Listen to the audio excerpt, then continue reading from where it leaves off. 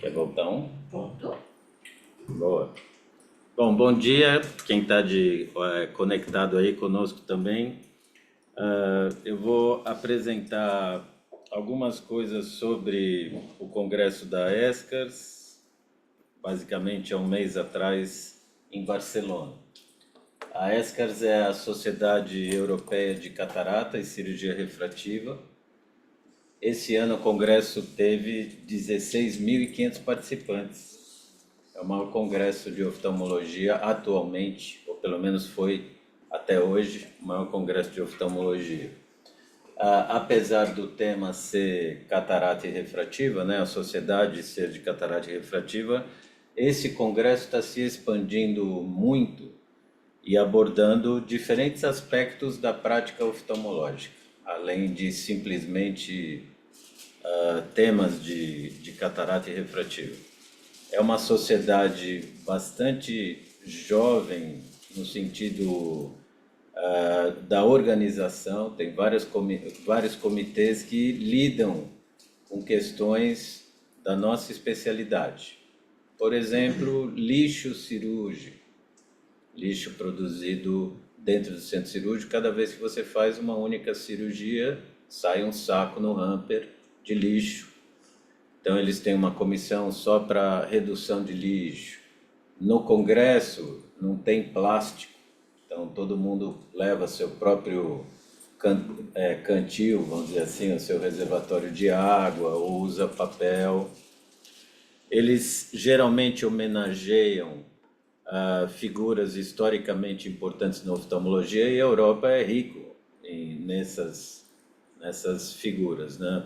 Final do século XIX, começo do século XX, basicamente a oftalmologia era europeia, né? Tanto na parte oriental quanto ocidental, os nomes mais famosos que você ouve, Fuchs, etc., são todos nomes que vêm dessa região. Esse evento que eu participei foi um evento desenvolvido por várias sociedades, inclusive a europeia, dentro do Congresso Europeu, para homenagear a família Barraquer. Família Barraquer em cirurgia de córnea refrativa, vocês todos sabem, é bastante importante. E o patriarca, né, teve 2 filhos, Joaquim e Inácio. Um deles veio fundar o Instituto Barraquer na Colômbia e o irmão ficou em Barcelona. O que veio para a Colômbia criou tudo que vocês fazem hoje em cirurgia de córnea e refrativa. Conceito de cirurgia lamelar, modificação da curvatura da córnea, conceitos de adição de tecido para aplanamento, retirada de tecido para encurvamento, todos foram feitos anos 45, 50, 60, por esse indivíduo que veio para a Colômbia. Cada um deles teve alguns filhos que também são oftalmologistas, né? Então tem 2 ou 3 Barraquer oftalmologistas, mais ou menos da minha idade, em Barcelona, e tem outros aqui ainda na Colômbia. O Instituto Barraquer na Colômbia ainda segue como um instituto bastante importante nesse sentido. Então, se eu pudesse sugerir um congresso para vocês irem o ano que vem ou nos próximos 2 ou 3 anos, eu talvez sugerisse esse congresso aqui. Tem vários temas de córnea também que são discutidos, sempre lembrando que os nomes mais recentes e, vamos dizer, de certa forma, inovadores de córnea, como o próprio Melis, por exemplo, é holandês, né? Então as coisas lá acontecem com bastante velocidade. Dentro de um ambiente de cirurgia intraestromal, por exemplo, LASIK, ILASIK, SMILE, eu apresentei o tema sobre cirurgia refrativa de superfície. Até interessante porque no Grand Round, essa semana, a gente teve um caso de astigmatismo pós-transplante tratado com uma cirurgia de superfície. Passo próximo. Eu não tenho nenhum conflito de interesse com trabalho com nenhuma indústria farmacêutica, né? Pode passar o próximo. Aqui é importante fazer um conceito que é um pouco confundido por muita gente. PRK é a cirurgia originária. Ela era feita com a remoção mecânica, né, manual do epitélio. O Oi, tratamento. pessoal, não está passando o slide, hein? É, eu vi que não passa para nós aqui. Descompartilha, compartilha de novo.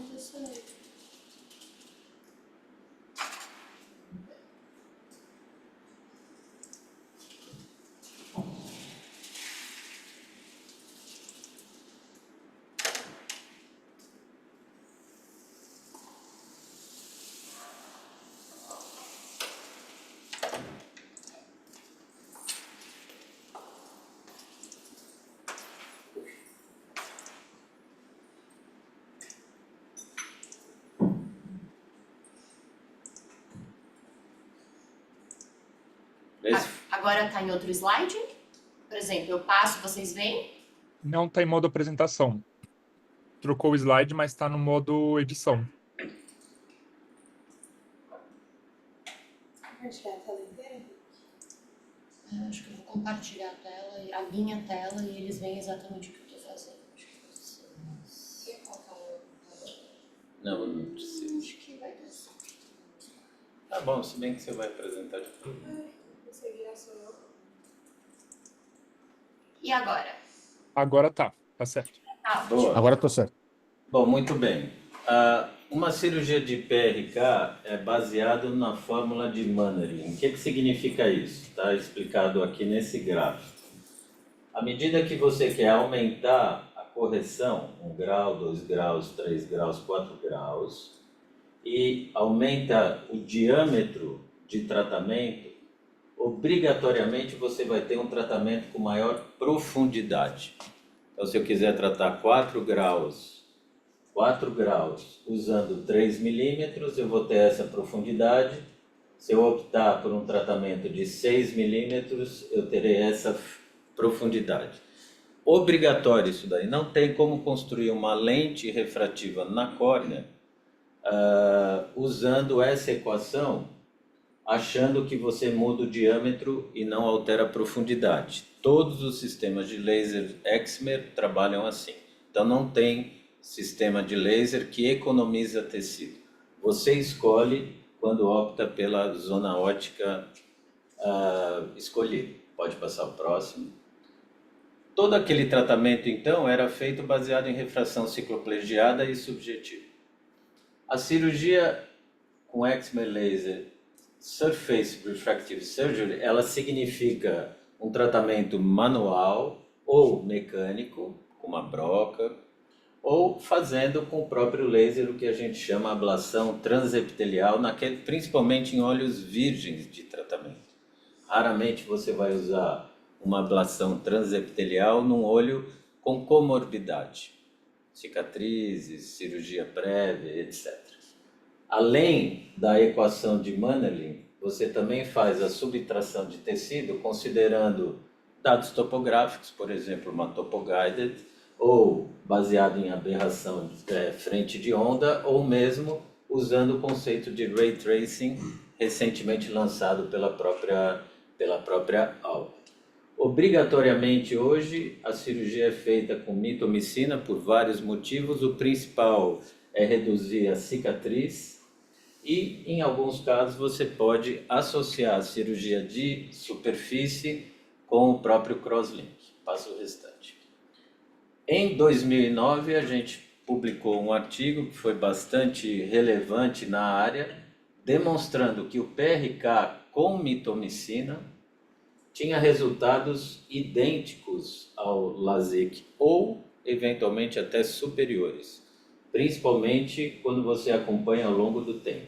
A diferença só existe no primeiro mês e depois desse período, vocês veem aqui que até a mitomicina, PRK com mitomicina pode ter alguma vantagem sobre o LASIK.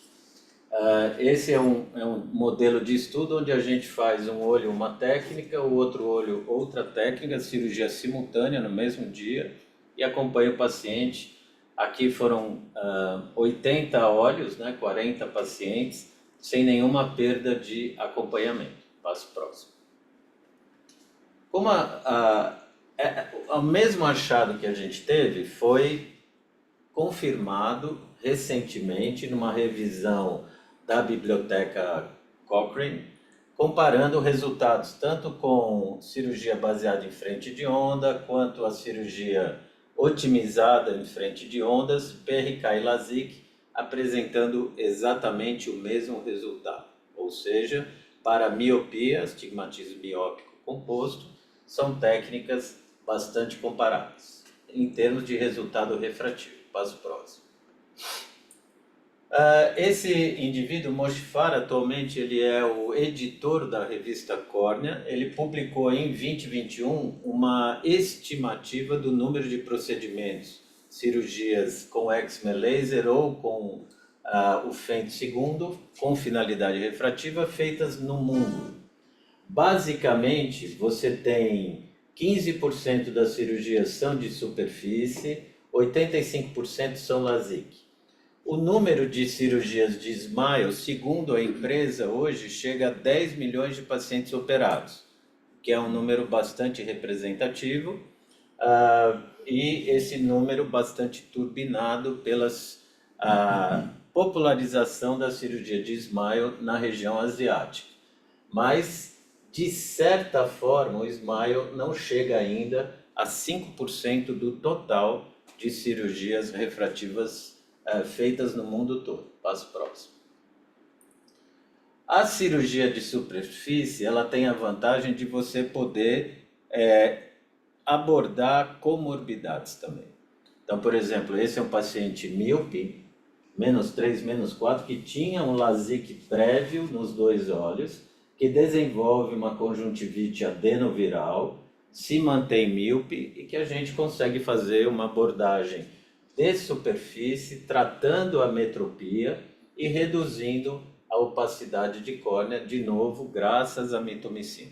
A mitomicina é o grande divisor de águas na história da cirurgia de superfície. É que ela realmente transforma a cirurgia de superfície numa outra cirurgia bastante previsível e com problemas mínimos relacionados à mitomicina. Pode passar o próximo. Esse é um outro estudo que a gente faz com o mesmo modelo, sendo um olho PRK, o outro olho SMILE, 44 pacientes com miopia, astigmatismo miópico, a correção média em torno de 4 dioptrias de astigmatismo. Então, vocês veem aqui os resultados tanto do SMILE quanto do PRK, são 18 meses de acompanhamento, a gente só perdeu um paciente, nem acho que perdeu um paciente nesse acompanhamento. E a gente está falando em resultados em ambos os grupos acima de 20, 25, 20, 30 para todo mundo que foi operado. Todos os olhos foram operados. Ou seja, ambas as técnicas são bastante eficientes na correção da metropia. Passo outro. Mas quando se vê os dados com mais cuidado, vocês podem ver aqui, ó, grupo de PRK. Todas essas cirurgias foram feitas aqui no departamento.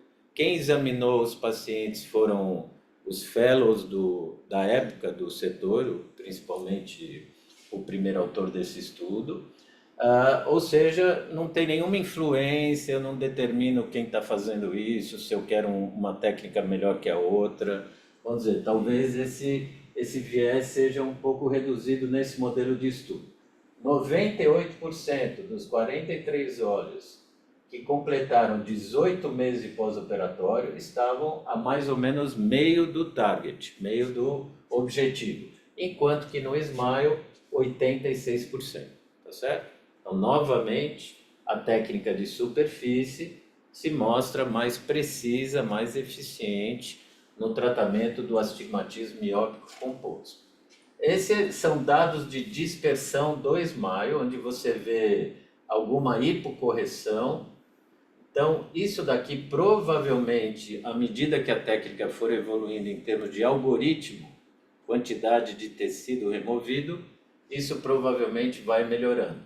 O problema no Smile é a reoperação, porque você tem que produzir um lentículo intraestromal e retirar o lentículo. Então, se você tiver pequenas hipocorreções, será muito difícil você usar a mesma técnica para fazer isso aqui. O que você faz normalmente? Aplica o femtosegundo para completar o flap. Lembra que existe um pocket, né? Você completa o flap e transforma o seu Smile em LASIK e faz a ablação do erro residual. No PRK, 98% mais ou menos meio, obviamente a gente não teve nenhum paciente que precisou qualquer medida. Passo próximo. Obviamente, uma é uma cirurgia de superfície, outra é uma cirurgia intraestromal. Uma cirurgia de superfície tem um defeito epitelial, e um defeito epitelial carrega uma série de consequências, tá? Então, no primeiro mês de pós-operatório, os pacientes de PRK estão mais infelizes que os pacientes de Smile. Na verdade, é o mesmo paciente, um olho operado de cada jeito. Então, ele consegue dizer, esse olho está melhor do que esse. Ou esse olho eu sinto nada e esse olho me incomoda, tá? Então, claramente aqui, no primeiro mês de pós-operatório, em relação à visão, 40% dos pacientes achando que a visão é excelente ou muito boa. Enquanto que 70% dos pacientes do Smile acham que a visão é melhor no olho, estão mais confortáveis, e uma série de outros sintomas que são relevantes nesse caso, principalmente dor. A gente vai comentar mais sobre dor mais tarde. Agora, com 18 meses de acompanhamento, a situação se inverte um pouquinho. 18 meses depois da cirurgia, talvez um número maior de pacientes se esteja mais satisfeito com a visão do PRK ou da cirurgia refrativa de superfície do que estão com pacientes com Smile. Porém, as diferenças em nenhum dos momentos, salvo no primeiro mês, são diferenças em termos de questionário de sintomas ou satisfação. Seguinte. Muito bem, o mesmo Moshfar apresenta dados relacionados à ectasia. Todos nós sabemos que uma técnica de superfície afeta menos a estrutura da córnea do que uma técnica intraestromal, tanto em relação ao Smile quanto em relação ao LASIK. PRK, de certa forma, seria o que menos traduz uma mudança estrutural na córnea. E isso pode ser inferido pelo número de trabalhos de ectasia publicados na literatura. Tá? Se vocês verem bem, aqui o PRK é esse laranjinha, mais escuro aqui, o LASIK o azul e o Smile são os cor mostarda aqui. Então, nos últimos anos, quando aparece o Smile, obviamente a gente começa a ter um interesse em fazer. Então, no início, como a divulgação da empresa era que o Smile não alterava a biomecânica da córnea, então algumas pessoas se atreveram a fazer casos de ceratocone subclínico ou forma frustra e realmente viram que não é bem assim a história.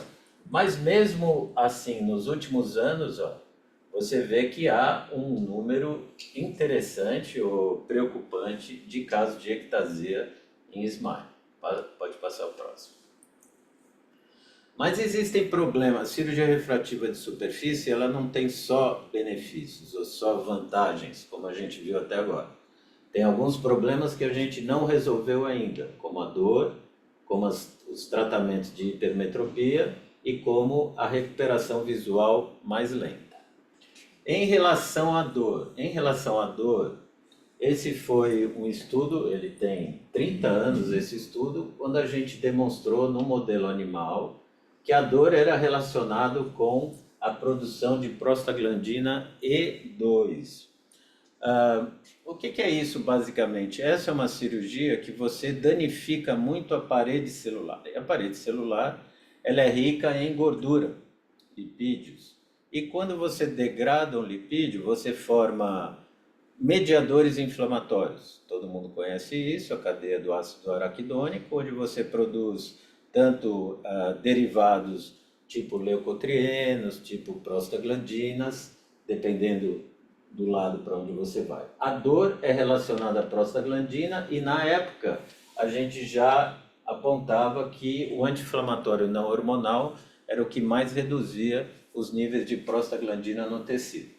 O ano passado, essa revisão da Academia Americana sobre controle de dor em cirurgia de superfície confirma esses dados de 30 anos atrás sobre anti-inflamatórios não hormonais, confirma que o uso de lentes de contato reduz muito o incômodo em TRK, que você precisa de usar um analgésico ou anti-inflamatório oral para ter redução da dor.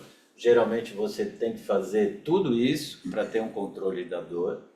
Obviamente, a questão do opioide hoje, com esse mundo opioide free que a gente tenta viver, a própria academia pede para se evitar o uso de opioide. Nos Estados Unidos hoje, alguns desses medicamentos entram ilegalmente e são misturados em alimentos, em balas, no próprio THC, e são de consumo. O fentanil hoje é de consumo muito comum nos Estados Unidos. 100 mil americanos morrem por abuso de fentanil anualmente nos Estados Unidos. As compressas geladas não têm efeito. Não adianta usar, porque realmente a comprovação é mínima. Então, uso soro gelado para diminuir a dor, põe o gelinho. Houve trabalhos brasileiros sobre isso, mas eles, de acordo com esse reporte da academia, não tem sentido você usar o soro gelado. Passo próximo. Por que vocês não devem fazer hipermetropia na superfície? Talvez pouco no estroma, porque há muita perda de acuidade visual. Esse é um estudo que a gente fez também no ambulatório, mesmo modelo de estudo, um olho com técnica, na época, baseada em refração, outro olho baseado em frente de onda, onde vocês veem aqui, para ambas as técnicas, perda de uma ou mais linhas de visão, 30% dos seus pacientes na técnica convencional, 27% dos pacientes na técnica com Evifront. Perda de 2 ou mais linhas. Vamos imaginar que isso não é importante, porque uma linha pode ser uma variação da refração, mas 2 linhas não é. Então, uma perda de 2 linhas, ela vai acontecer em quase 15% dos pacientes operados de hipermetropia. Isso é verdadeiro quanto maior o grau você trata.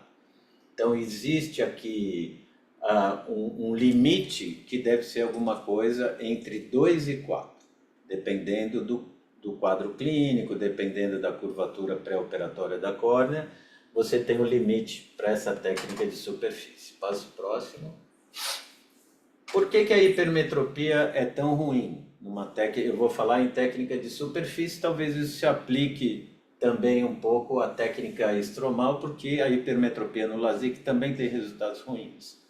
Aqui vocês veem paciente operado, o mesmo olho acompanhado ao longo do tempo, e vê que existe, além do aumento da própria hipermetropia, existe uma regressão. É difícil, mesmo com mitomicina, ter um controle sobre a opacidade, né? Infelizmente, as pessoas não lembram, quando fazem tratamento hipermetrópico, que a área de ablação é bem ampla, e aplicam mitomicina, às vezes, na área que quase não é tratada, que a gente não tem tratamento quando faz hipermetropia, somente na periferia. A resposta tecidual na periferia é um pouco diferente da resposta no centro. Então, numa córnea operada, eu posso ter formação de alterações tipo Salzmann, por exemplo, com essas opacidades, uma desorganização da membrana ou camada de Baumann, mudança da espessura epitelial. Aqui é sempre bom lembrar que eu vou ter hiperplasia epitelial na área de tratamento e eu vou ter uma redução da espessura epitelial no centro. Na miopia é o oposto. Eu tenho muito mais hiperplasia epitelial no centro do que na periferia, tá certo? Então é bom que a gente vai se acostumando a olhar também para a espessura epitelial. Além disso, passo próximo, outro problema relacionado à cirurgia de superfície é uma entidade chamada Reise tardio. Esse é um paciente, por exemplo, que 10 anos depois de um PRK para 1,5, ele desenvolve uma chikungunya e 15 dias depois a córnea aparece com essa opacidade grosseira na superfície, uma alteração bastante acentuada no OCT aqui, com fibrose, depósito de tecido cicatricial, alteração epitelial, baixa de visão, obviamente um quadro de difícil tratamento. A gente já descreveu Layton-Seth Haze em conjuntivite adenoviral, em trauma químico e infecções virais como essa desse arbovírus. Aqui é só para ilustração, para vocês lembrarem as diferenças entre uma degeneração tipo Salzmann e um Haze de início tardio. Geralmente essas respostas vigorosas, desorganizadas, difusas.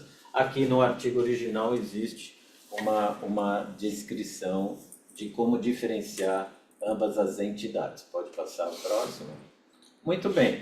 Continuando nisso, como eu coloquei com vocês, a técnica de superfície hoje é muito associada a crosslink.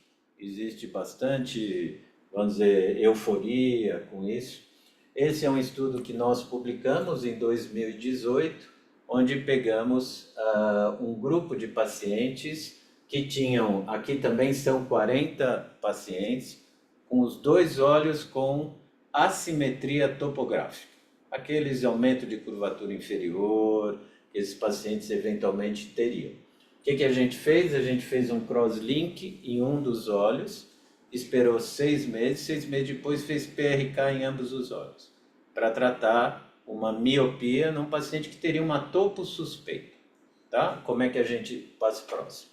Como é que a gente definiu o topo suspeito? Usou principalmente critérios de Rabinowitz, a diferença superior e inferior acima de 1,4 e curvaturas acima de 47,2 como critérios, né? Principalmente a simetria superior e inferior. Nos primeiros 2 anos, tanto o grupo com PRK é o mesmo paciente, tá? E demorou para achar esses pacientes porque a gente queria topografias assimétricas, porém com uma simetria bilateral para poder fazer um olho com cada técnica. Aqui o grupo de PRK ao longo do tempo, aqui o grupo de PRK mais crosslink ao longo do tempo. Vocês veem aí que basicamente não há diferença em acuidade visual não corrigida e também no equivalente esférico entre ambos os grupos. Talvez não tenha, até aqui 2 anos não tem nada, passo próximo. Agora, recentemente, né, no Indian Journal, a gente publica 10 anos de acompanhamento desses pacientes. Nós perdemos metade dos pacientes, então existe uma perda de follow-up importante nesses dados. Porém, daqueles 16 olhos, 8 pacientes que nós examinamos 10 anos depois, os pacientes que fizeram crosslink têm uma clara tendência à hipermetropização ao longo do tempo, enquanto que os pacientes que fizeram só o PRK se mantêm relativamente estáveis. Posso passar o próximo. Tudo parece bom, mas quando você vai analisar paciente por paciente, você vê que existem problemas. Ou seja, aqui é pré-operatório, mesmo paciente, olho direito, olho esquerdo do mesmo paciente, olho direito, olho esquerdo, tudo pré-op. Só para vocês verem o tipo de topografia que a gente incluiu no estudo, tá? Obviamente, não tem dúvida que essa é uma topo assimétrica. Você vê um caso desse, dificilmente você vai indicar uma cirurgia. Nesse estudo, o objetivo era ver se tinha algum papel do crosslink. Esse caso, por exemplo, esse lado aqui é o lado que faz o crosslink, que tem um aplanamento, parece descentrado, isso tudo é baseado em frente de ondas. Então, não tem descentração de tratamento, fora que o paciente olhou para o lado errado, tá certo? Mas, geralmente, é um tratamento que pode ser assimétrico. Então, eu imaginava um aplanamento bem central aqui, ó. Nesse caso aqui também, um olho PRK com crosslink, imenso aplanamento, paciente com quase 8 dioptrias de hipermetropia. E o outro olho não tratado com crosslink, é um pré-operatório bastante parecido, talvez esse até pior do que esse, mostrando uma topografia bastante irregular. Assim como ectasia. Nós também tivemos ectasia tanto no olho com crosslink quanto no olho sem crosslink. Ou seja, o crosslink não é essa segurança toda quando você vai lidar com esse tipo de técnica. Como nós operamos esses pacientes há uns 14 anos atrás, 13 anos atrás, obviamente isso é crosslink protocolo Dresden. Pode passar o próximo. Take home message de cirurgia refrativa de superfície. Ele é muito eficiente para miopia e astigmatismo miópico. Os resultados com hipermetropia não são bons. Pode ser utilizado tanto como uma técnica refrativa quanto terapêutica quando você tem necessidade de associar a finalidades do seu tratamento. E no caso, você pode ter resultados bastante inesperados se por acaso selecionar córneas irregulares. Então essa foi uma das apresentações que eu tive lá na ESCARS e que acabou gerando bastante discussão, porque os coordenadores da mesa que estavam na sessão são todos vinculados às AIS, por exemplo, então tem um forte viés na análise do SMILE, né? E isso acabou gerando, vamos dizer, uma insatisfação geral lá. Bom, em relação à apresentação da ESCARS, tem o artigo que a gente vai apresentar agora, a Mariana vai apresentar, nós também apresentamos na ESCARS, né? Então achei interessante trazer algumas coisas sobre índices tomográficos em crianças. Acho que é de bastante interesse de todo mundo ver o que a gente produziu aí em relação a isso. Mauro, eu posso perguntar 2 itens relacionados a essa apresentação, antes de mudar? Um que você falou do PRK transepitelial, que você prefere não usar para olhos com comorbidades. A minha experiência com PRK para tratamento de ametropias pós-transplante é que é melhor fazer transepitelial do que remover o epitélio, porque principalmente em algumas regiões não tão centrais a gente tem cicatrizes e tem hiperplasia de epitélio na região da cicatriz, então fazer o transepitelial para depois fazer o topo guiado ou mesmo um PRK tradicional para corrigir o astigmatismo seria melhor. Eu queria que você comentasse isso. E mais um item sobre a questão da ectasia. No LASIK, normalmente, são feitas correções de ametropias mais altas do que no PRK. Então, será que ter ectasia pós-LASIK não seria mais frequente por causa da ametropia? Ou aquele estudo foi pareado ametropias feitas com PRK e feitas com LASIK para dizer que pós-LASIK teria mais ectasia? Quando você faz um tratamento PRK transepitelial, ele parte do princípio que todo o epitélio, aliás, o epitélio de todos os pacientes tem a mesma padrão de espessura. Então, tem uma espessura, suponha, só por exemplo, um pouquinho maior no centro, um pouquinho menor na periferia. Ele considera que todos são iguais. Mas não pode ser medido? Não pode ser medido pode antes? ser medido, só que no trans você não tem a condição de transferir o mapa, o perfil epitelial para o seu laser. Tem um laser na Europa que faz isso, mas não tem aqui no Brasil, não é disponível. Ou seja, quando você diz ou comenta sobre usar o transepitelial, com certeza você vai ter áreas, após a remoção do epitélio com o Exmer, que você fez, usando uma abordagem transepitelial, áreas que ainda têm epitélio e áreas que já estão na camada de Baumann, eventualmente no estômago. Sim, mas não serve de máscara como a gente usa por exemplo, colocar metilcelulose quando a gente precisa de uma máscara para fazer um PRK de superfície com irregularidade? Isso. Só que no transplante, a irregularidade não é estromal.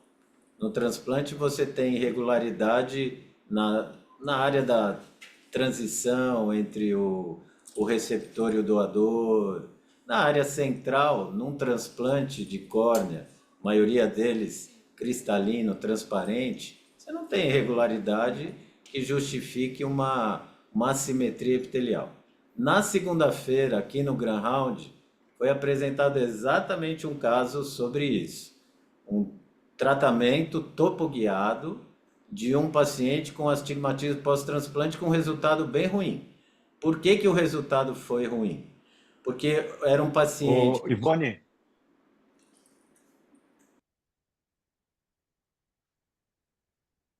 Oi?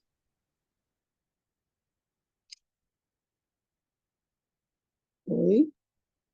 O Centro de Estudos está com o microfone fechado aí.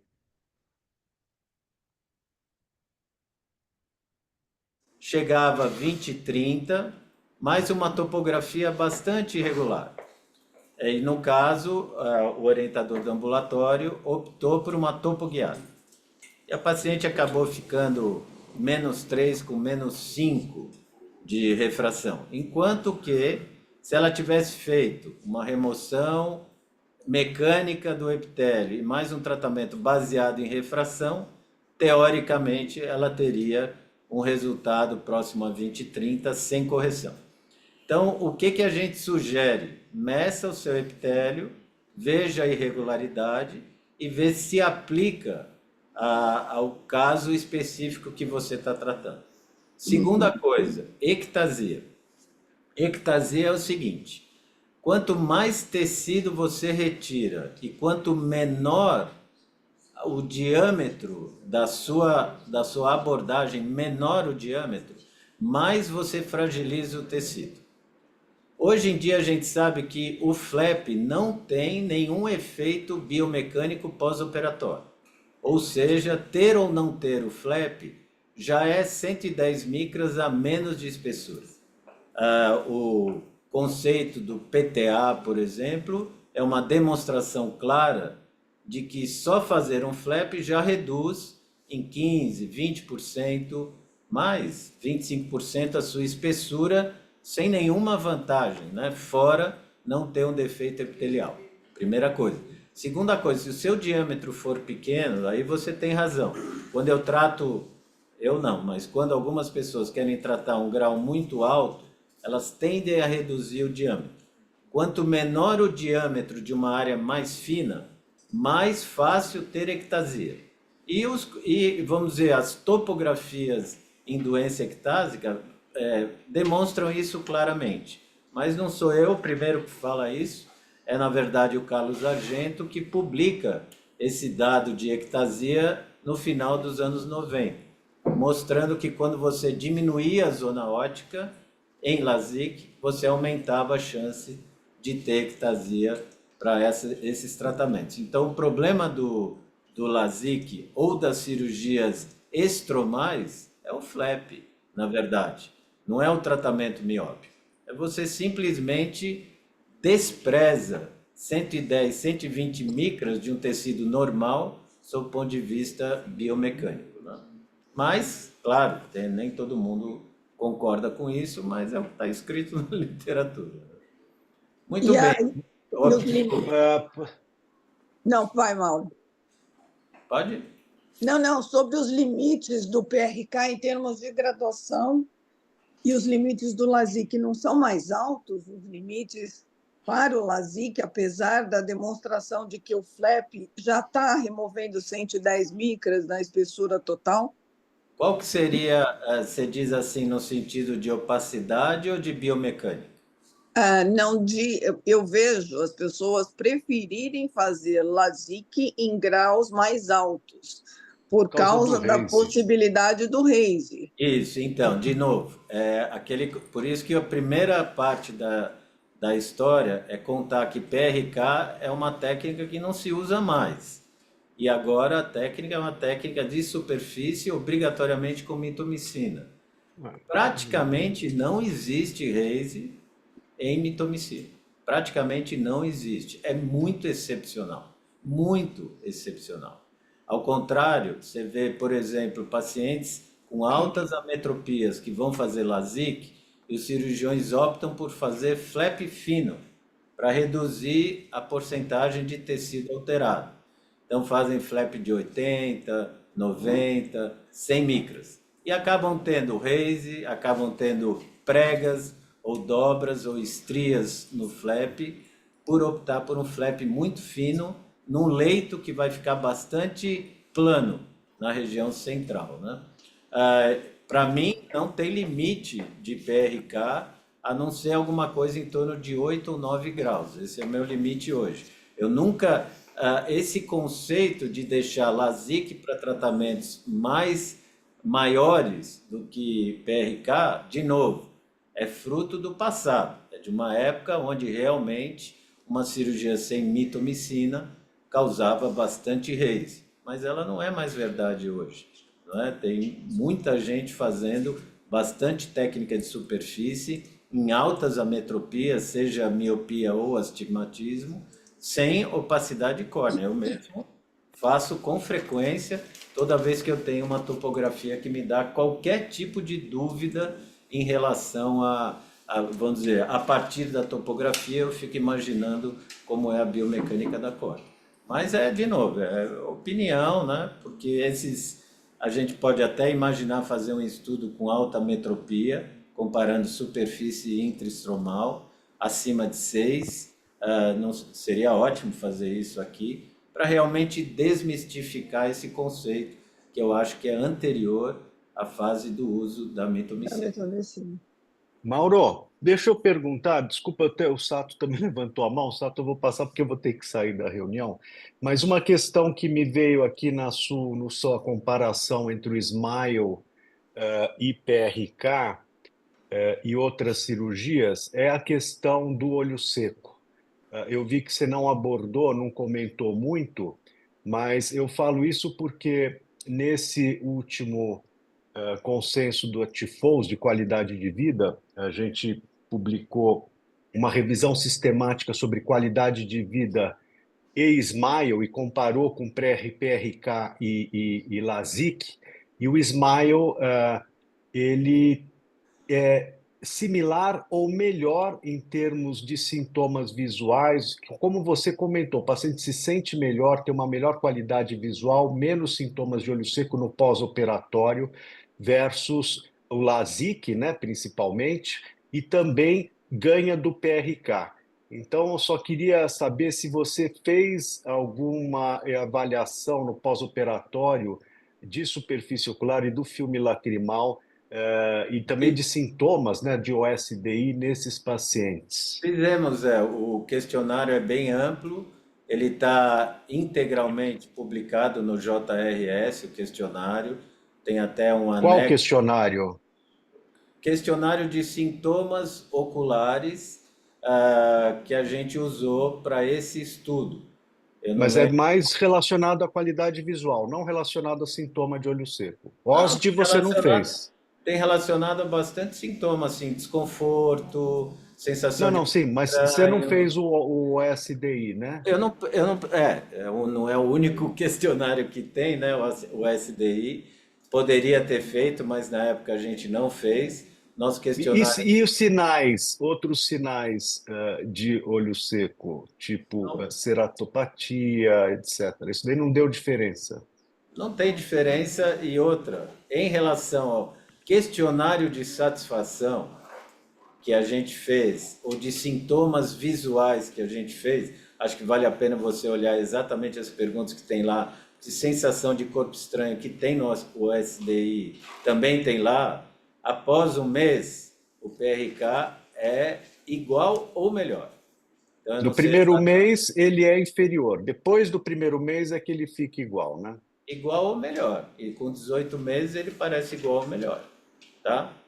Ele não parece em nenhuma das perguntas, o SMILE pareceu melhor. E nenhuma. Não, é só colocar assim, só para lembrar de talvez você incluir essa pauta, né, do olho seco e cirurgia refrativa na tua apresentação, porque é uma questão importante. Tá bom, mas Essa é uma excelente luta, aula, viu? Obrigado, muito boa apresentação, essa é uma parabéns. luta em glória, Zé, porque a indústria quer muito a cirurgia intraestromal. É uma Tem isso tecnologia também.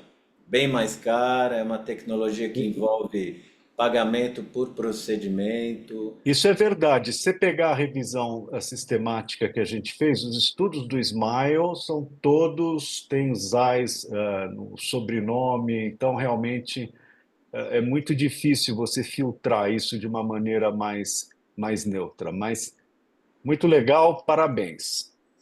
Bom, Maurinho, aproveitando, parabéns por ter apresentado lá na ESCAS, afinal, né? E, poxa vida, uma experiência. Eu lembro desde a época que você publicou aqueles casos, na época do Rini, se não me engano, etc. e tal. Parabéns. Eu queria só concordar com você. Eu sempre achei estranho, eu uso muito Schwind atualmente, né?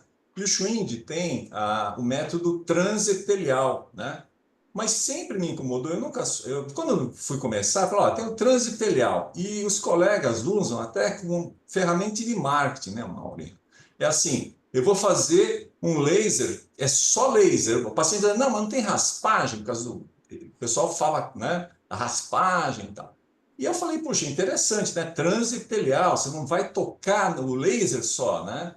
E é ferramenta de marketing interessante, queira ou não queira, para o paciente, né? Muitos pacientes gostam dessa frase.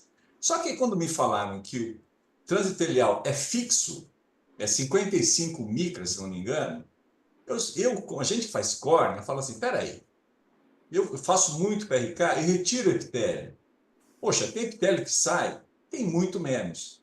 Tem epitélios muito mais grossos. Agora, você imagina assim, todo mundo tem 1,70 m, entendeu? Vou operar esse padrão para... É 1,70 m para todo mundo. E como você falou, quando surgir, você falou que tem um aparelho, quando surgir o que acopla realmente e tem condições de fazer com o mapa epitelial e fazer a ablação, aí realmente talvez até eu me converta a isso, tá? Então, eu acho importante, ainda bem que você citou, porque no local onde eu estou, todo mundo fala, não, tem o transepitelial, funciona bem e tal, não sei o que, você não mexe no paciente, o paciente fica feliz. Eu penso no resultado, né? Eu falo assim, não, e pela anatomia da córnea. É como falar, como eu comentei, todo mundo tem 1,70 m, sabe? Não tem, né? Então isso me chamou muita atenção, eu não faço, né? Gosto muito do PRK, a mitomicina, como você falou, a gente é da época pré-mitomicina, era um desastre, porque córneas mais de alto grau, casos eram muito ruins, e o LASIK também, como você falou, o risco de ectasia aumenta em graus altos, né? Então, hoje, o PRK é uma benção. Eu queria te perguntar, tem algumas perguntas, aproveitando sua presença aí em refrativa. Quanto tempo você deixa a mitomicina em caso de reoperação, em casos virgens, de Reise? Reise, tudo bem, você tem que tirar e tal, mas assim, qual que é a sua... Você usa quanto tempo, deixa a mitomicina há quanto tempo? Bom, só você tem razão, infelizmente a técnica transepitelial ela é usada como uma ferramenta de marketing, não deveria. Sim? É o que eles chamam de no touch. Aham. Touch, não é? Cirurgia sem tocar, então eles vendem uma taxa de sala maior se usar isso, o que é um absurdo do meu ponto de vista. Porém, o algoritmo da Schwind se mostrou excepcional. Ou seja, 1,70 m da Schwind apresenta resultados muito interessantes. E como tem oftalmologistas que não gostam de remover o epitélio, tem oftalmologistas que não querem fazer cirurgia, assim, usar a mão de certa forma, tem outros que têm até dificuldade em remover o epitélio. Verdade, verdade. Deixam. A gente fez alguns estudos sobre remoção epitelial há muitos anos atrás com microscopia de varredura, mostrando que alguns cirurgiões deixam lâminas de tecido epitelial para trás. Então, você tem razão, é uma medida única, mas a gente publicou agora, esse ano, no European Journal, uma comparação entre transepitelial e mecânico, usando o equipamento da Alcon. E nesse estudo são 200 e tantos olhos operados, 100 e pouco em cada grupo. Realmente a topografia no manual é mais uniforme do que a topografia no transepitelial. Naquele estudo, usando o algoritmo daquele equipamento, a gente via mais ilha central no grupo transepitelial do que no grupo sem ser transepitelial. Então, esse estudo está publicado também. Aqui na aula, na verdade, não era publicar o currículo, era, na verdade, abordar a questão da cirurgia de superfície. Então, esse eu nem incluí na aula, né? Hoje eu uso o estudo que a gente fez com a Annelise, nós usávamos 1/10 da dose que você usa hoje. Então você pega a sua mitomicina e usa 0,01 no seu tratamento. Nós usávamos 0,001 por 1 minuto. E demonstramos para ametropias em torno de 4, 0 RASE. Tivemos um paciente com meio, 0,5 de RASE, naquele estudo. Lembrar que a nossa população é bem miscigenada e a gente forma mais RASE do que populações, vamos dizer, arianas, assim, puras, né? A descrição de RASE na Europa, Europa a descrição de RASE é menor do que em populações afro-americanas. Isso também publicado também. Eu uso 1 minuto a 0,01, basicamente em todos os graus. Meu limite é alguma coisa em torno de 7 dioptrias para tratamento de excimer laser, 7, 8, eu não passo disso com excimer laser. E se eu tiver um caso pós-transplante ou com adenoviral, eu posso até usar um pouco mais de mitomicina, mas eu não vejo necessidade realmente. Quando eu recebo pacientes que têm RASE, que fizeram PRK, aí que eu preciso realmente evitar uma cicatriz queloidiana, aí eu vou para 2 minutos, em 0,01. Tá. Porque assim, a gente tinha muito medo na mito. Hoje em dia, a gente nota que o endotélio fica bem, a longo prazo não tem efeitos colaterais. Então, ao contrário do pitirígio, que a gente ficou muito traumatizado com cirurgia de pitirígio, a mitomicina, na verdade, para a PRK é uma benção. Mudou totalmente, é um game changer em inglês, né? Quer dizer, mudou o jogo para indicação. Tudo bem, tem a diferença do brinco pós-operatório é faco versus extra, porque o pós-operatório do PRK, o paciente sente que operou uma extra. E o LASIK e outras, é que nem faco. O paciente no dia seguinte está felicíssimo, né? E o boca a boca é enorme, porque o paciente não, agora o PRK o paciente sofre, mas no final fica tudo bem, quer dizer, então só que você tem que saber relação médico-paciente, explicar e cuidar dele, segurar a ansiedade, ele vai ficar muito bem. Então isso realmente mudou muito. Eu só queria finalizar comentando o Smile.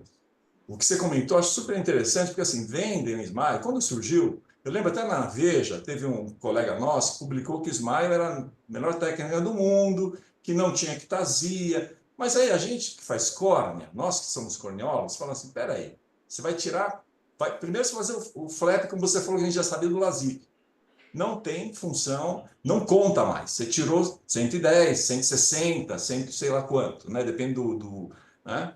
Hoje em dia, o Fendt Second, tudo bem, mas o mecânico era 160, 180, tinha retirado de 180, né? Que também era irregular, nunca sabia se era 180, 160.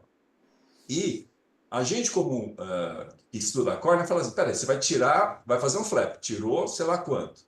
Aí você vai tirar a estroma de dentro, vai tirar mais tanto. E outra, a gente sabe que o estroma também, se você pensar em estrutura de mecânica e tudo mais, resistência do estroma, a gente sabe disso no Fendt Second. Você vai fazer Fendt Second lá embaixo, as lamelas são mais soltas, é irregular. A resistência, a biomecânica me parece pior lá quanto mais você desce. A resistência é maior lá em cima. Então, quanto você mais manter, é questão de lógica, né? Pelo menos para mim, né? Então, nunca me convenceu o Smile realmente com uma técnica que é ectasia free, como você comentou, que você teve os painel lá, ficou até meio assim, mas e você mostrou dados, né? Ectasia acontece mesmo e tem que pensar muito a respeito disso. Uma dúvida que eu tenho do Smile também, Maurinho, não sei se você sabe me explicar, ele funciona para autoastigmatismo também? É isso Não, que eu queria saber, só finalizar. ele funciona para astigmatismo, né? Você pode tratar astigmatismo miópico. O lado do Smile, que é bem limitado até hoje, é a hipermetropia. Então, não adianta, então, a hipermetropia continua sendo Não tem, nossa dificuldade maior. sim, tem Tá. uma dificuldade maior para qualquer técnica, seja Tá. LASIK, PRK ou Smile, qualquer técnica, hipermetropia hoje é um problema. É porque o conceito, né? Você quer, que nem a miopia, você aplana, então a córnea continua, aceita muito bem. Agora, a hipermetropia, você tem que fazer um cone central e com os piscar e tudo mais, tem que ficar estável para sempre, sempre modo dizer, né? Então, é difícil mesmo, né? Mas obrigado, Maurinho, parabéns aí pela apresentação e colocar certos, sabe, o pessoal vende muita coisa, vocês são residentes, precisa tomar muito cuidado. Tem que filtrar essa informação, porque, como eu disse, existem interesses comerciais por detrás para vender o aparelho, sempre vai ter, tá? Então, vocês têm que realmente filtrar muito bem essa informação, que a gente aceita qualquer coisa, o palestrante é pago pela indústria, então, cuidado, muito cuidado. Maurinho, parabéns. Mauro, excelente, aula muito bom. Agora, Mauro, me diga uma coisa, com relação à mitomicina, primeiro assim, a variação entre 001 e 002 faz muita diferença? Você acha que precisaria fazer um sequencial, tipo assim, para 7 graus, 1 minuto, para 5 graus, 50 segundos? Precisaria uma escala comparativa ou não? Não tem estudo sobre isso clínico, não é, Luiz? Sobre essa tabelinha, né? O nomograma de uso de mitomicina. Mas o que eu estou te transmitindo você falou 002, o 002 é a concentração padrão, né? Eu falei 01 errado, 002. Mas a experiência que eu vejo é que ela é muito semelhante. Talvez em alguns casos estou usando a mais, não precisaria usar tanto, em outros casos estou usando a menos, mas fixar em 1 minuto, para qualquer grau, eu uso isso até para 1 grau, 2 graus. Eu entendo que eu não quero fibroblasto na região, não quero nenhum fibroblasto, porque a minha previsibilidade será ainda maior, que já que a variação é individual, se eu não tiver deposição de colágeno, eu fiz exatamente o que a equação de Mannerly me sugeriu fazer. O epitélio vai me atrapalhar um pouquinho, mas isso já está previsto no algoritmo. A fibrose é que não está prevista. Então, eu prefiro usar um pouco a mais de mitomicina do que de menos. Eu acho que tudo bem, a gente pode passar para o artigo. O artigo vai trazer ainda mais discussão aí, porque lá trouxe bastante discussão também, principalmente porque a gente está lidando com uma questão da definição de conceitos desse tipo, ceratocone, forma frustra, ceratocone subclínico e assim por diante, não é? Tem a ideia que ceratocone deve ser considerada uma doença unilateral, o que facilitaria muito a classificação da doença. Mas existe esse desejo de considerar o ceratocone uma doença bilateral. Então, aqui a Mariana vai apresentar um trabalho que a gente também apresentou na ESCAR sobre esse tema. E depois o Renato, lá no Rio de Janeiro, vai complementar índices tomográficos em altos astigmatismo, para a gente tirar ou aumentar as dúvidas. Então, vamos lá, bom dia, meu nome é Mariana. Eu vou apresentar o artigo que o Dr. Mauro está citando. Então, eu fui o meu orientador na apresentação e o chefe do setor, Dr. Flávio. Então, o nome do artigo é o Shine-Pool Tomograph Indices for Classifying Normal Down Syndrome and Clinical Ceratocone in Pediatric Patients. Então, Eu posso até colocar 2 microfones aqui, ó. Mais pertinho para você. Então, na introdução do artigo, nós trazemos algumas definições. primeiramente, de que o ceratocone é definido por um afinamento gradual e um abalamento da córnea, né, no mesmo ponto. E em indivíduos pediátricos, essa progressão ela tende a ser um pouco mais rápida. E aí, consequentemente, pode trazer algumas outras complicações, como necessidade de abordagens cirúrgicas de forma mais precoce. Nós sabemos também que a síndrome de Down é uma desordem genética, que é mais comumente associada ao ceratocone e apresenta uma incidência em média de 0,5% até 15%, o que tende a ser 10 a 300 vezes maior do que a população em geral.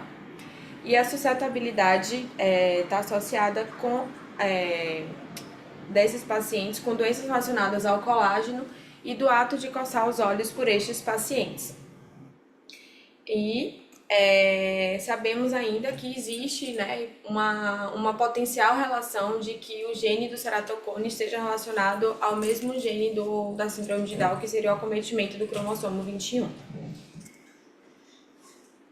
Então, a gente traz também que atualmente a forma da gente tentar trazer o diagnóstico do ceratocone é através da análise do Pentacan e dos dados normativos que foram criados. Só que os dados de base são através de indivíduos com mais de 21 anos e pacientes que não tenham o diagnóstico de síndrome de Down. Então, isso pode trazer para a gente alguns erros diagnósticos, tanto com falsos positivos e falsos negativos, por conta dessa análise que não é uma comparação adequada. Então, o objetivo do estudo foi trazer, né, avaliar a precisão dos diversos índices que a gente pode inferir no Pentacan e comparar os seus pontos de corte óptimos com o diagnóstico de ceratocone em pacientes pediátricos com e sem a síndrome de Down. Então, o materiais métodos do estudo foi um estudo multicêntrico, transversal. Ele foi realizado no Instituto no Rio de Janeiro, na Universidade Federal de São Paulo e na Universidade de Coimbra, lá em Portugal. Foi aprovado pelo Comitê de Ética e Pesquisa das instituições e foi assinado o termo de consentimento livre e esclarecido pelos pacientes e ou seus representantes legais. E foi utilizado como método o óculos Pentacan, e o exame foi examinado pelo mesmo investigador, para não ter viés. Os grupos foram divididos, a população foi dividida em 4 grupos. Então, pacientes que tinham diagnóstico de ceratocone, aqueles pacientes que tinham diagnóstico de ceratocone frusto, que inclui aqueles pacientes que existe como posso dizer, que a análise topográfica você não tinha não incluía 100% nos critérios, digamos assim, e pacientes com síndrome de Down e um grupo controle. Temos os critérios de exclusão também, uma história clínica de doença ocular, pacientes que fariam uso de lentes de contato, pacientes que já tinham realizado cirurgias oculares, tiveram traumas oculares, ou pacientes também com opacidades ou cicatrizes corneanas. Então, vamos lá.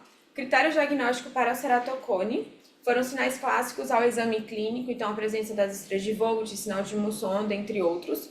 Parâmetros anormais à análise topográfica, então paciente que tem um astigmatismo assimétrico, o famoso bow tie assimétrico, abaulamento central ou inferior, um K máximo maior do que 47,2 dioptrias e um índice de inferior superior maior do que 1,4 dioptria nos 6 milímetros centrais.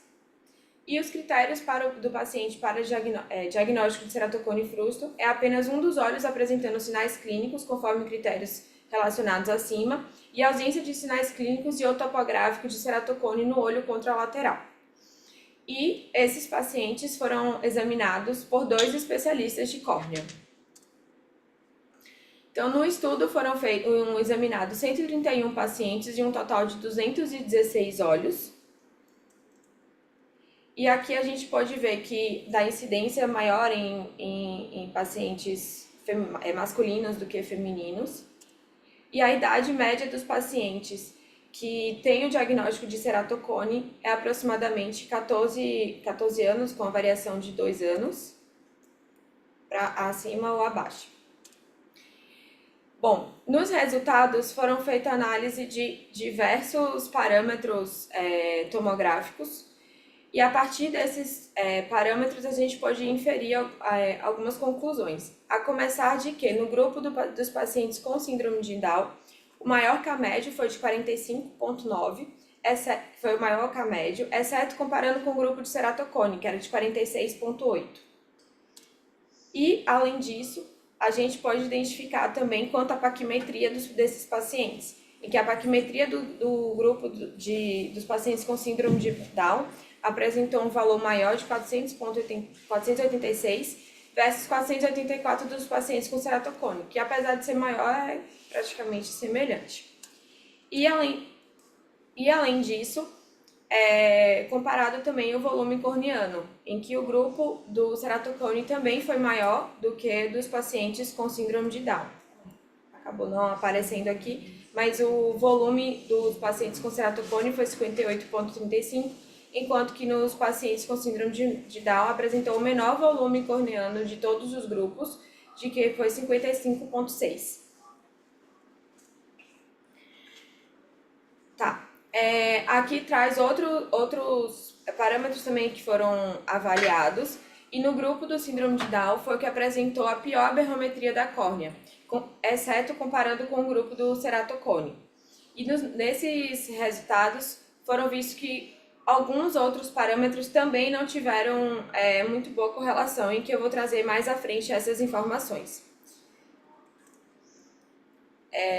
Então, na discussão, a gente traz que a síndrome de Down ela vai ter córneas mais curvas, mais finas e mais aberrantes, principalmente comparado ao grupo controle. Nós temos alguns parâmetros que são diferentes quando a gente compara do ceratocone para o ceratocone frustro. E, consequente, a gente tem que a morfologia da córnea dos grupos com síndrome de Down ela vai apresentar características típicas de pacientes com diagnósticos que desenvolvem ceratocone. No entanto, se a gente utilizar essa base normativa para o diagnóstico de ceratocone nos pacientes com síndrome de Down, isso vai promover conclusões incorretas, que é aquilo que disse mais anteriormente sobre ter um diagnóstico de falsos positivos ou falsos negativos. Então, inicialmente a gente traz de que a síndrome de Down é sim um diagnóstico, nos pacientes com síndrome de Down é sim um desafio o diagnóstico de ceratocone, e por isso a gente tem que trazer também, lembrar o quadro clínico dos pacientes. São pacientes que a gente não tem uma informação adequada, porque eles não comunicam direito a informação da acuidade visual, a comunicação dos seus sintomas e também a cooperação para a realização dos próprios exames, como análise topográfica desses pacientes. E temos também que a morfologia corneana desses pacientes é alterada, não é igual ao dos pacientes sem o diagnóstico de síndrome de Down. A maior distinção entre estes grupos reside também na maior prevalência e na severidade da doença, e não só nas próprias características morfológicas do ceratocone. Por fim, no estudo, ele traz uma análise em que trouxe alguns pontos de corte que foram utilizados com base na análise topográfica desses pacientes, em que a gente pôde identificar que houve uma maior relevância clínica para a gente diagnosticar esses pacientes com ceratocone, promovendo uma maior sensibilidade e especificidade adequada para o diagnóstico. Os principais parâmetros foram a avaliação da curvatura anterior comparado à Best Fit Sphere e a elevação posterior, também comparado à Best Fit Sphere, a avaliação paquimétrica desses pacientes, a avaliação paquimétrica de progressão. Pode continuar. Também a relação feita por Dr. Ambrósio, da espessura máxima, e também a comparação da evolução da ectasia. Além disso, também feito o índice vertical de assimetria e da sua avaliação da superfície. e também comparando a aberração anterior da córnea. Então, utilizando esses índices como pontos de partida para o diagnóstico de ceratocone, a gente obteve uma maior sensibilidade e especificidade adequada. As limitações desse estudo foram a ausência de mapa epitelial, a ausência também de um estudo biomecânico da córnea. Ambos os métodos eles seriam avaliados pelo índice biomecânico da córnea, que seria o CBI, que também não teve nesse estudo, e também a análise tomográfica e biomecânica, que também a gente não teve presente nesse estudo. Como conclusão, crianças com diagnóstico de síndrome de Down vai ter uma morfologia corneana única, o que torna o diagnóstico do ceratocone um desafio nesses pacientes, o que necessita de uma avaliação ainda mais meticulosa e sugere uma avaliação de determinados índices para essa população específica. E aí traz como os principais valores, como pontos de corte. Vamos lá. A avaliação da curvatura anterior na Best Fit Sphere seriam acima de 8, da posterior seria acima de 12, a avaliação da aberrometria seria um valor acima de 0,834. Quando a gente analisa o índice da simetria vertical, seria acima de 0,25. E quando a gente compara o índice da variância de superfície, seria... Cadê? Me perdi. Variância de superfície... Não tem, desculpa. Pode ir. Tá. E quando a gente avalia a progressão da paquimetria média, seria um valor acima de 1,19. Acho que seria isso. Obrigada. Muito bem. Só para dar continuidade nesse assunto, eu vou pedir para o Renato Souza, lá do Rio de Janeiro, que é o primeiro autor desse artigo, compartilhar a tese dele, compartilhar a tela, para a gente colocar um pouco mais de dúvida nesse assunto, que é o autoastigmatismo. Autoastigmatismo congênito, que é muito confundido com ceratocone. Então, Renato, agradeço você estar participando aí, até porque você vai poder tirar dúvidas do trabalho que você é o primeiro autor, né?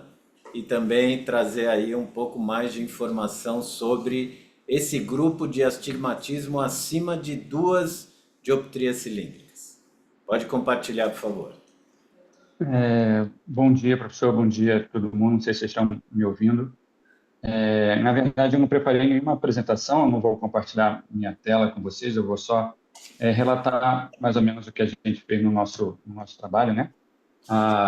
Esse grupo de pacientes que a gente examinou, ele era composto, então, de crianças sem nenhuma normalidade, né? Crianças que compuseram o grupo controle, crianças sem síndrome de Down e sem nenhum grau de astigmatismo elevado, e teve um grupo com crianças com síndrome de Down e outro grupo com crianças com astigmatismo alto, né? Astigmatismo acima de 2 dioptrias e um outro grupo com astigmatismo acima de 4 dioptrias.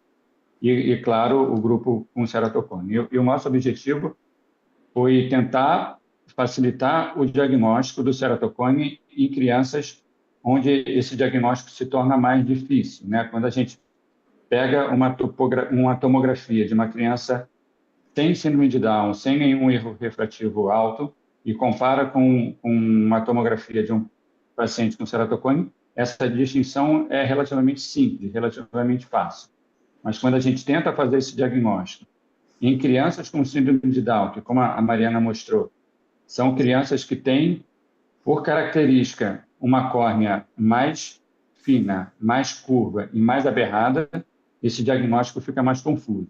E quando a gente avalia, e quando a gente compara essa tomografia do paciente com ceratocone com crianças com alto astigmatismo, esse diagnóstico também se torna mais confuso. Então, o grupo populacional de crianças com astigmatismo alto é um grupo que a gente tem que ficar mais vigilante, porque é exatamente esse exame que, quando a gente depara, quando a gente pega a topografia ou a tomografia, vai fazer a gente ter dúvida se aquilo é um astigmatismo ou se é um paciente com ceratocone ainda inicial e que a gente tem que tentar fazer o diagnóstico correto para a gente seguir adiante. E aí o que a gente chegou à conclusão no final do estudo é que tem alguns índices que mostram superioridade em relação aos outros índices e que a gente precisa adequar os nossos pontos de corte, né? Então, os pontos de corte da literatura foram estabelecidos para a população adulta. Isso, por si só, não vale para a população pediátrica, especialmente quando a gente tem esses grupos específicos, né? Crianças com síndrome de Down ou crianças com alto astigmatismo. Alguns pontos, por exemplo, que no ceratocone do adulto a gente classicamente leva em consideração, como a espessura da córnea, por exemplo, ele tem um índice de acurácia muito baixo, especialmente nos casos de crianças com síndrome de Down. Essas crianças, mesmo sem ter ceratocone, elas têm uma espessura de córnea muito fina. Então, é um índice que a gente não deve levar em consideração quando a gente for analisar essas crianças para saber se elas têm ou não têm ceratocone, se vão precisar de um tratamento de crosslink, por exemplo. Nos pacientes com astigmatismo elevado, os índices de elevação, por exemplo, perdem muita acurácia. A Mariana mostrou que nos pacientes com síndrome de Down, os índices de elevação tiveram uma acurácia razoável, boa, mas nas crianças com astigmatismo elevado, isso não, eles perdem a acurácia. Então, a gente precisa confiar em outros parâmetros. E foram mais ou menos os mesmos parâmetros dos dois grupos, né? Então, o BED-D, o PPI, né, o Índice de Progressão Paquimétrica, o ART-MAX e, principalmente, um índice que não é tão falado ou comentado, que são as aberrações de alta ordem, né, especialmente da superfície anterior da córnea. Esse foi o índice isolado que teve uma acurácia mais alta, né, a área sobre curva de 0,998, ou seja, quase 1, uma sensibilidade de 98. Rapidinho. Com uma sensibilidade de 98 e uma especificidade de 96,5.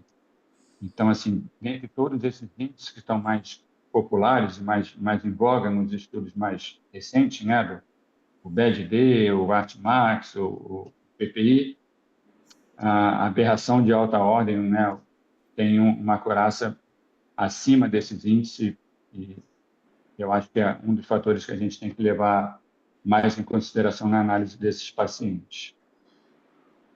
Eu acho que é mais ou menos isso, professor, que eu tinha para acrescentar à apresentação da Mariana. Então, só para resumir, antes de a gente abrir para perguntas que eventualmente vocês tenham,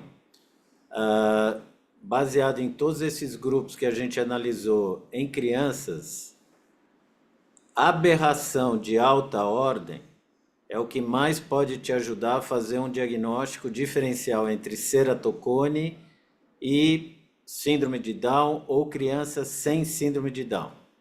Como aberração de alta ordem é um índice que você obtém de qualquer equipamento, você praticamente não vai ver menção a esse índice nos artigos publicados, por exemplo, pelo grupo da Oculus, porque não é um índice que eles podem ter uma patente sobre. Primeira coisa. Segunda coisa, quanto maior o seu astigmatismo regular, menos o seu Belling-Ambrosio display tem valor. Então, pacientes com astigmatismos regulares acima de 2 dioptrias, o BED, né? O BED se torna realmente BED. Ele não te ajuda a fazer diagnóstico de ceratocone, porque a elevação será quase sempre patológica. Então, não usem o Belling-Ambrosio display em pacientes com alto astigmatismo, eu me atrevo a dizer, inclusive na população adulta, porque ele vai levar a falso positivo no sentido do diagnóstico do ceratocone. E lembrem, córneas com síndrome de Down são pacientes que têm a córnea, por definição, por característica, mais fina, mais curva, mais aberrada, mas não necessariamente portadoras de uma ectasia evolutiva. Esse estudo é um estudo cross-sectional, ele não é um estudo de evolução, ele comparou diversas tecnologias que não estão citadas aqui, o iDesign e outros equipamentos para medir a aberração. São 3 papers a partir desse estudo. Um está em fase final de aprovação no JVOR, o outro já saiu no Diagnostics, e o terceiro, de autoastigmatismo, também está numa fase adiantada de revisão na revista Cornell. Então, em breve, vocês vão ter aí os 3 artigos publicados que documentam e divulgam esses números para uma população pediátrica, que até então a gente tinha muito pouco na literatura em relação a isso. É basicamente isso. Obrigado, Renato. Eu queria comentar. Fala, Renato. Uma última consideração, professor Sato. Alguns índices, o Pentacam, ele reforça em amarelo quando está suspeito e reforça em vermelho quando está alterado. Mas isso baseado em pontos de corte da população adulta. O índice de assimetria vertical, por exemplo, o Pentacam só começa a acusar como suspeito acima de 0,28. O nosso ponto de corte em pacientes com assimetria, com astigmatismo alto, foi de 0,23. E um índice de um outro autor, também em população pediátrica, achou 0,26. Então, os nossos 2 pontos de corte estão abaixo do valor que o Pentacam classifica como suspeito, nem como alterado. Então, em crianças, se a gente for basear na corzinha que o Pentacam acusa, esses pacientes vão dar como normais.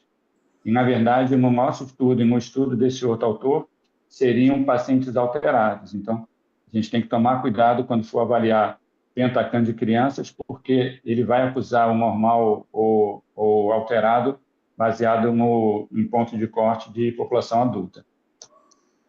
Perfeito. Não, parabéns a todos aí, o Mauro e os seus orientandos, a dificuldade de fazer exame de Pentacam em pacientes com Down, né? Deve ser muito difícil, mas tudo bem. Mas eu queria fazer outra pergunta em paralelo, aproveitando a presença do ilustre presidente Renato, que foi nosso fellow aqui. Você teve algum caso de Rosa e Dorfman de novo? Não viu nenhum caso. Mas não é isso que eu queria perguntar. Essa é uma piada interna nossa. É o seguinte, Renato, eu lembro que você comentou um caso interessante, um assunto ceratocone, né? E falando de fisiopatologia sendo causada por coçar os olhos, hoje falam muito, né? Mas você citou há muitos anos atrás, isso me chamou muita atenção. Você tinha um casal de pacientes gêmeos univitelinos que tinham síndrome de Tourette, que quem não sabe síndrome de Tourette é aquele que tem um tique nervoso, a pessoa fala palavrões, coprolalia, é bem interessante. Só que nesse par de gêmeos univitelinos, um deles, um dos tiques que ele tinha, que o outro irmão não tinha, era coçar os olhos. E o Renato comentou comigo que esse paciente que tinha o tique de coçar apenas um olho, tinha ceratocone nesse olho. E o irmão controle, Flávio, você me é N de 1, viu, Flávio? Mas tudo bem.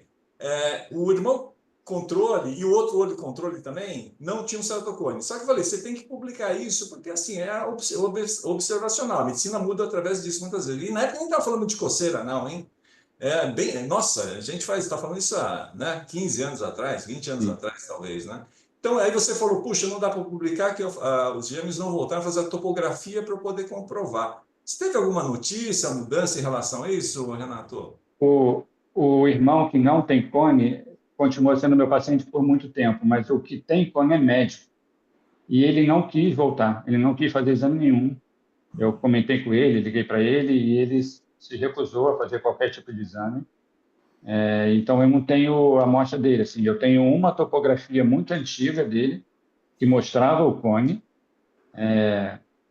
mas depois ele não deu sequência e a gente não sabe se evoluiu outro olho. Uma pena. Enfim, mas eu só tive notícia dele pelo irmão que acompanhava comigo, que não tinha cone e não era médico, né?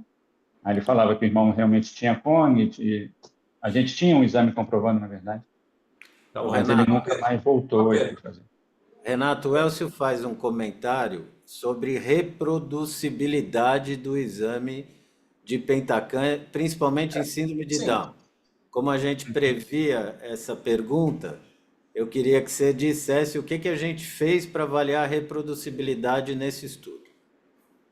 Então, professor, o terceiro artigo, né, é um índice que mede a repetibilidade desses exames. A gente examinou essas crianças com o Pentacam, com o APD da NDEC e com o iProfiler, que é um paciente, um aparelho da ZAIDS.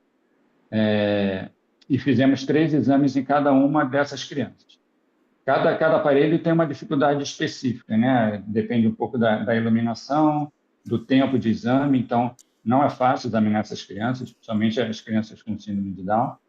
Mas quando a gente comparou esses 3 equipamentos, o Pentacam era o que tinha melhor repetibilidade. E o APD foi o que teve pior repetibilidade, na verdade. Então, assim, o Pentacam, apesar de ter um tempo de captação talvez um pouco maior do que os outros, né? São aqueles 2 segundos que a câmera fica girando ali, quando ele consegue captar, aquelas medidas são mais confiáveis do que no APD e do que no equipamento da ZAIDS. Então, assim, apesar da dificuldade técnica, quando a gente conseguir um exame bom, é um exame que dá para a gente confiar nos parâmetros que ele fornece. Além disso, né, Renato, você viu no estudo que um único exame de Pentacam é suficiente para análise. Exato. A gente não precisa repetir ele mais de uma vez para tentar ver se aqueles valores estão batendo. Um exame suficiente, com boa qualidade, é o suficiente para a gente tomar a nossa conduta. Beleza. Podemos ir para os casos. Obrigado, professor. Obrigado, Renato. Abraço.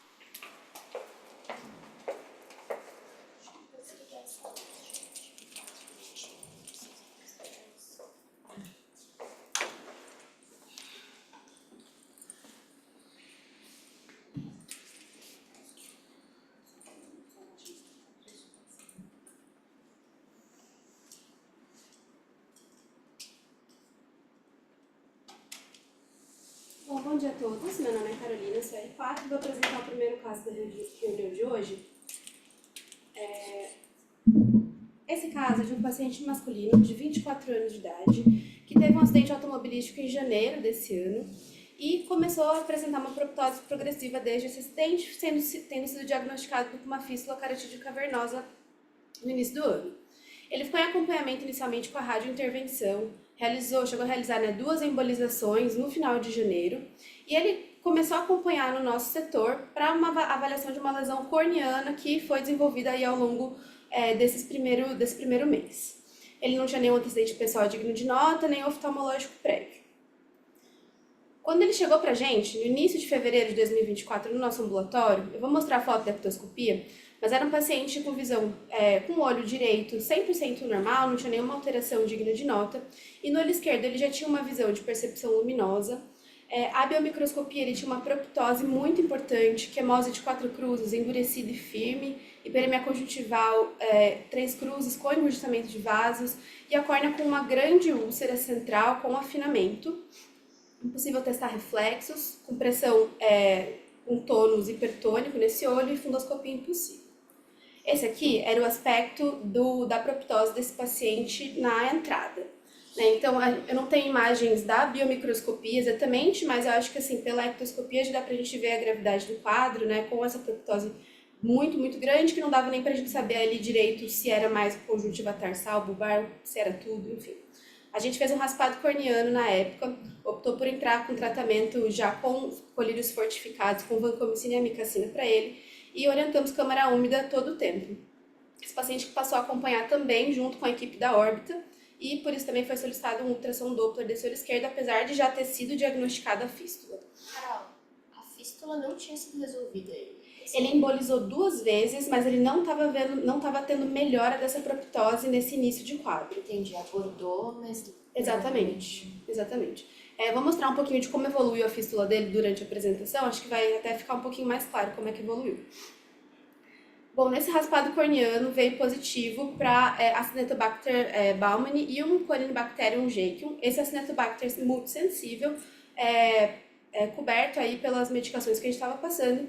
E no ultrassom realmente mostrou pra gente um alargamento tubular de via oftálmica com fluxo arterializado e sugestivo, né, de uma fístula de alto débito, apesar de ter sido embolizado 2 vezes antes.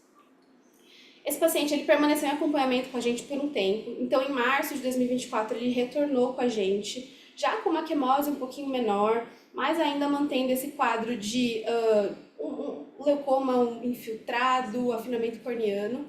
E aí, por conta desse quadro, assim, não resolvendo apenas com a medicação, a gente tinha pensado em indicar um transplante penetrante para esse paciente.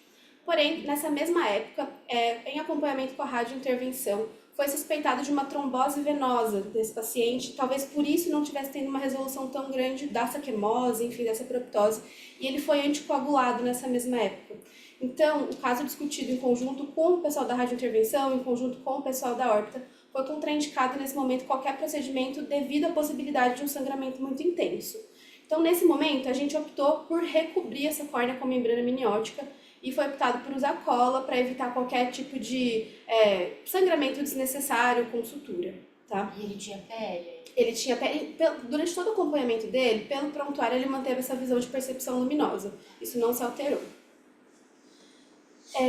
Bom, depois dessa abordagem com recobrimento com membrana, foi sugerido aí talvez uma ressecção dessa conjuntiva redundante inferior, um recobrimento corneano para uma solução mais definitiva, junto com uma tarsografia, mas esse paciente não estava 100% controlado da questão da fístula, fez novos exames de imagem e teve aí até uma dúvida se essa fístula teria fechado, a drenagem venosa estivesse apenas se distribuindo ou se a fístula ainda estaria aberta com um trombo, e ele foi mantido anticoagulado por um tempo.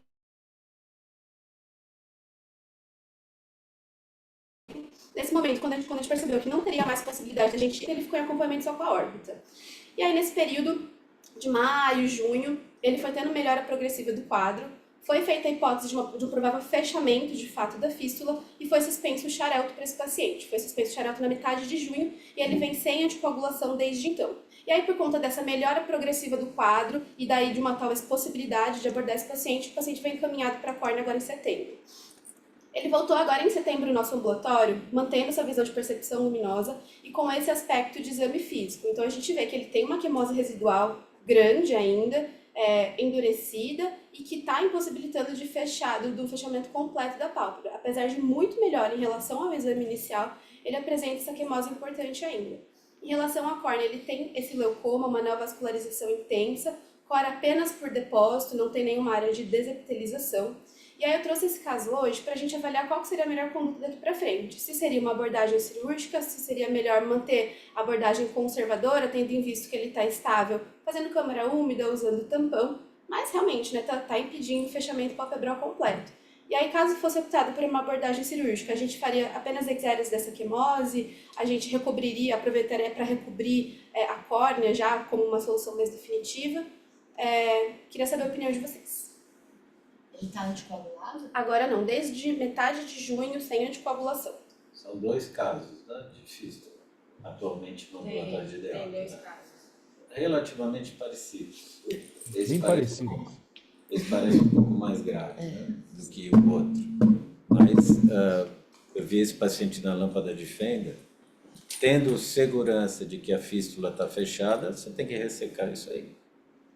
Tem que ressecar. E não tem dificuldade, desde que você use um Kelly para, vamos dizer, clipar toda a parte inferior e um cautério, né? É bom usar até um cautério melhorzinho do que um cautério bipolar, porque não vai fazer cosquinha aí. Então você precisa de um cautério com placa, então você tem que avisar aí a cirurgião para não pôr fogo no centro cirúrgico. Mas você vai, à medida que você vai clipando com Kelly, você vai queimando ali ou cauterizando ali, removendo essa quimose. Não tem como fechar essa pálpebra sem tirar essa quimose daí. Certo. E aí recobriria no mesmo momento? Pode. Aproveitar essa mesma conjuntiva? Pode recobrir, você só vai lembrar que a pálpebra, teoricamente, vai voltar a fechar. Certo. Então, talvez eu não recobrisse na primeira abordagem. Ressecaria a lesão e veria como fica a pálpebra. Mas sabe, viu, Mauro, eu acho assim, primeiro, essa córnea, ela tem uma baixa sensibilidade, essa radioterapia aí. Por sorte é que teve esse processo inflamatório vascularizado, isso aliviou bem. Agora, eu até concordo com a ressecção, mas me veio agora uma reflexão, inclusive, Mauro, assim, se você produzir uma certa fibrose com substâncias esclerosantes na conjuntiva, poderia facilitar isso aí, você está entendendo? Um exemplo, por exemplo, tem vários, até nas cirurgias vasculares, saiu até um trabalho, um que faz uma fibrose excelente, eu fiquei boquiaberta, chama-se toxiclina injetável na conjuntiva. Eu achei muito interessante esse trabalho. Então, assim, você causa uma fibrose, você ressecando, depois você estaria numa situação melhor para evitar problema, uma vez que já está fibrosando, tem menos problema, apesar da fístula já ter sido fechada, mas a gente fica sempre com o pé atrás, né? Agora, o recobrimento, eu acho que é fundamental também para preservar essa córnea, porque essa córnea não deve ter sensibilidade nenhuma, né? Não sei, entendeu? Isso aí fica até para a gente discutir essa substâncias. Eu não tenho experiência, eu nunca fiz fibrose, eu fiz fibrose em linfangiectasias, com outras substâncias, não com doxiciclina. Mas até que ponto isso daí? Eu não sei. Fica aí a discussão.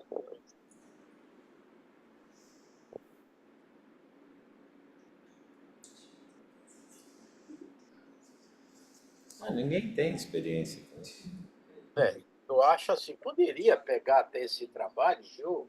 Dá uma olhadinha, não custa nada, né? Porque, puxa vida, como melhorou, né? Melhorou bem, regrediu, né? Para quem estava com aquilo, essa conjuntiva regrediu. Isso daí vai criar realmente uma queratose aí nessa superfície conjuntival para poder. Então, vale a pena esperar também para ressecar ou já agora?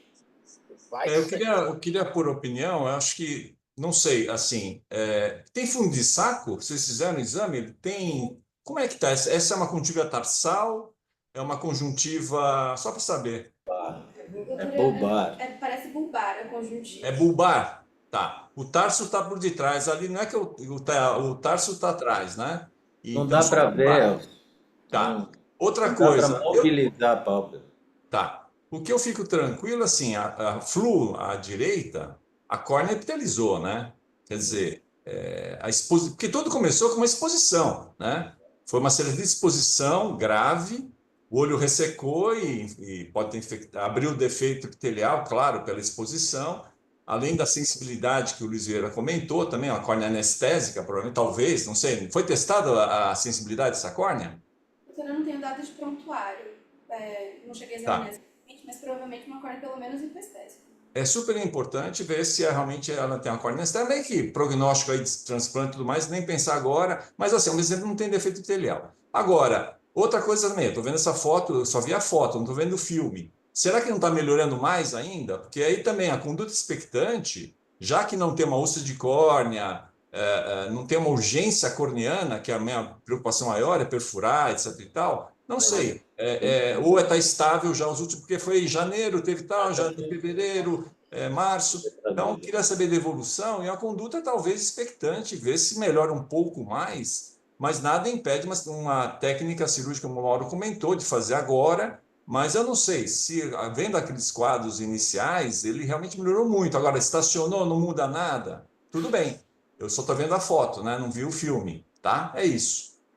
O outro caso já foi ressecado, né? Ele foi ressecado na quinta-feira passada, eu até estava na cirurgia, mas parecia ser a conjuntiva tarsal que estava com aquela queimose toda. Então, foi até difícil da gente fechar tudo, porque senão a gente ia encurtar todo o fundo do saco desse paciente. Mas ressecou? Ressecou. Ele evoluiu, estava evoluindo com um edema periorbitário importante, eu não acompanhei o resto do caso, não sei como é que ficou. Então, gente, eu acho... Eu concordo com o Sato e com o Luiz Vieira que, de repente, não está na hora de mexer. Ele não tem sinal de necrose de conjuntiva, ele não tem sinal ainda de queratinização dessa conjuntiva, a córnea está fechada, é só por estética? Porque, assim, oftalmologicamente falando, essa conjuntiva pode fazer falta para ele no futuro. Ele é um paciente jovem.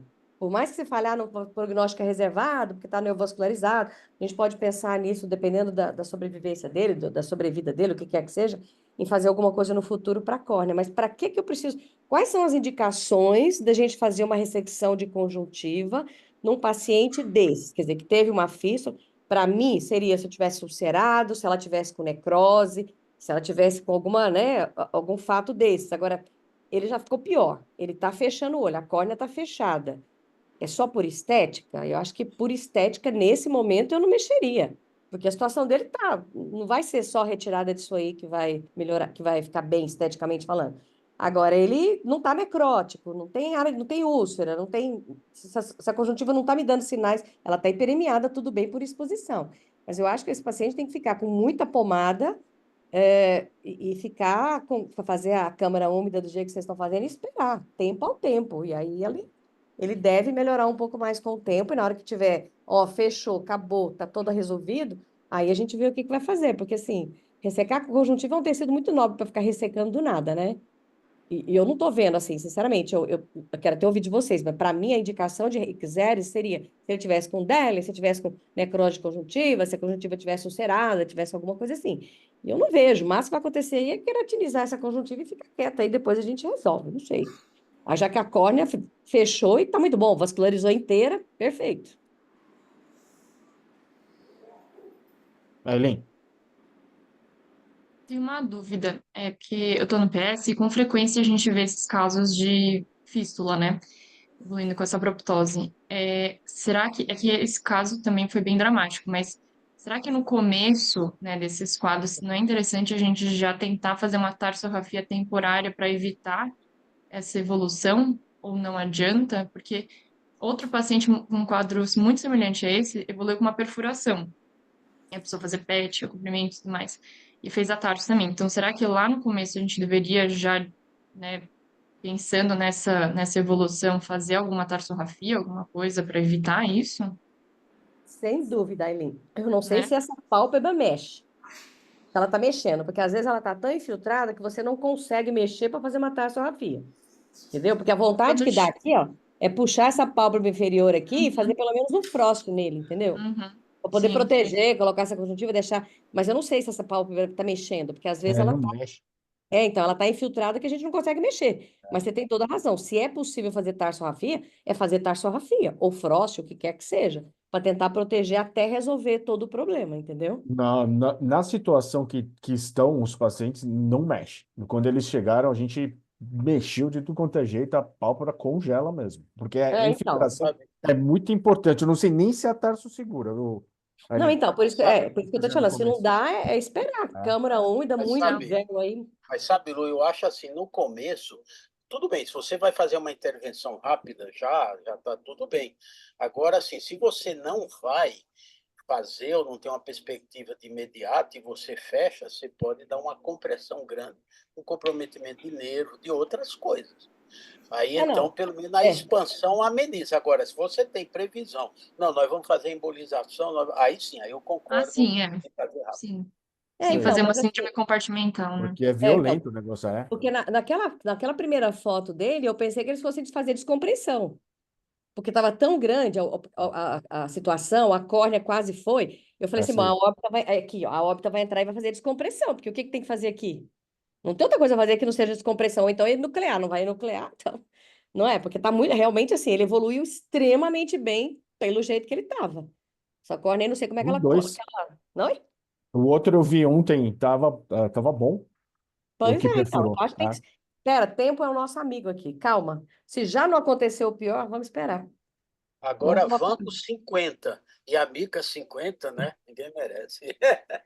Não, mas também vascularizou tudo, né? Toxicidade foi ótima aí.